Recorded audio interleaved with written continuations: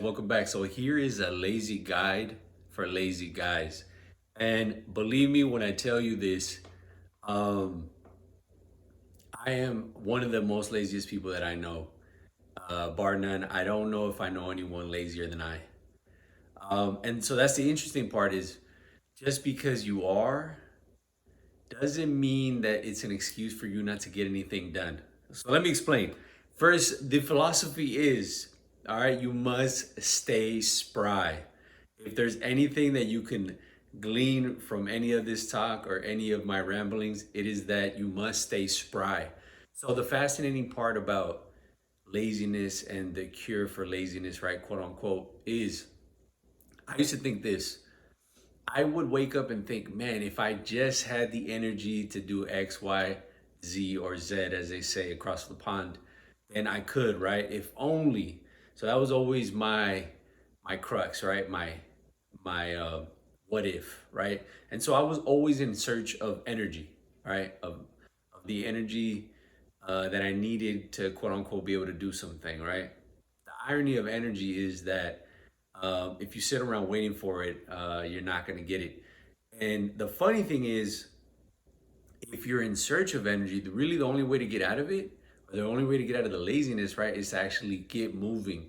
And once you start getting some momentum, then you start realizing that laziness is just a symptom of stillness, right? Of a standing pool of water. If you ever see water that's standing still, it doesn't look very enticing. So that is one of the things, right? Is that you have to understand that energy just doesn't appear out of nowhere. It is something that you must create, you must uh, manufacture, right?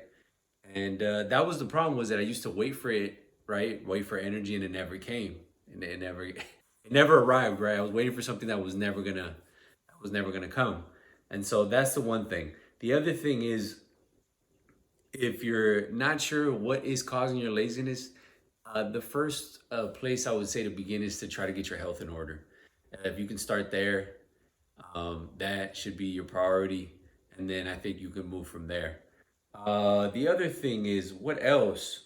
You have to have a, what did I put here? You have to have a reason for being. Otherwise, it's easy to just loaf around, right? People would probably say, oh, well, that's what is called or referred to as purpose, right? You need purpose. You need something to get you going in the morning, something to keep you moving. Um, so I definitely think that's a big part of it. You need to also, if you're still unsure of what it is, right? Let's say you don't have purpose, but you don't want to just loaf around.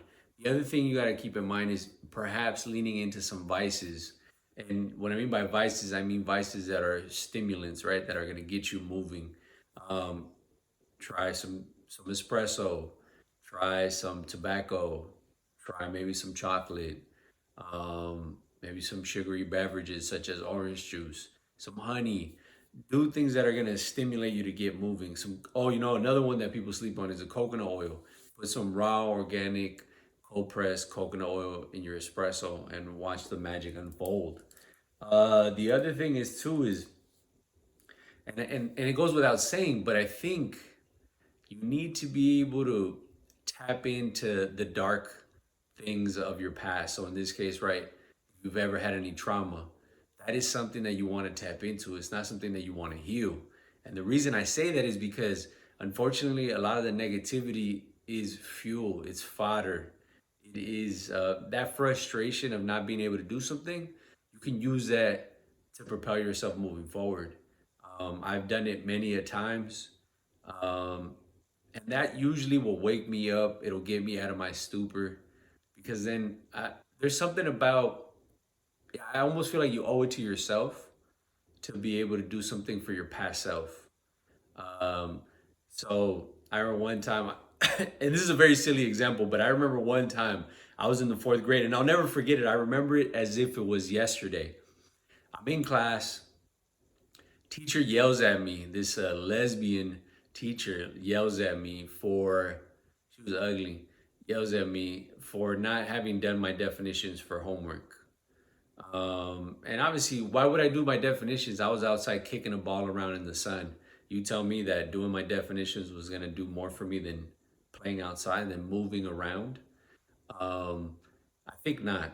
So I got yelled at in front of the class, and I think that was the most embarrassing part. Was that part, right? Getting yelled at in front of everyone, having to grab a piece of paper and go to another class to finish those quote unquote definitions, right? And so I think where the frustration came from for me was that I wasn't able to protect myself, right? As you know, I was young, I didn't have a voice, I didn't know how to speak up for myself. So any opportunity I got after that to ever stand up and speak for myself, I took it and ran with it because there was no way that I was ever going to feel like I did at that moment, right? Which was weak, which was without defense, um, disarmed even.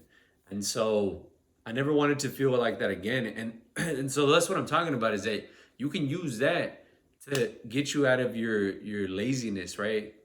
Um, because I'll be honest with you, there's nothing more frustrated than trying to figure out, well, why can I get myself to do something? Um, so try that out. But I think ultimately you got to have a reason, whether they're bad or good reasons, negative or positive, it doesn't matter. The point is you got to dig and find something that you can latch onto and say, this is what's going to get me out of bed. Because at the end of the day, like I said, the lesson is that you must stay spry. Um, and so, like I said, this is coming from someone that is by nature wired to want to loaf around, to take naps, to read books, to stand still. I can lay around all day and really not do much. And so that is my nature. And I have to constantly push myself to do things that I don't want to do all of the time. So I think the faster that you kind of accept the fact that that is who you are, is the faster that you can kind of redefine who you are. So just because I'm a lazy person doesn't mean that I have to be lazy, right? It just means that I can't fall into the trap of getting comfortable there. All right. So if you feel like you're in that position, just keep in mind that you can ultimately find these little small strategies, whether they're traumas or purposes or reasons, um, to get yourself out of this feeling, right? I think it'll be a benefit, right?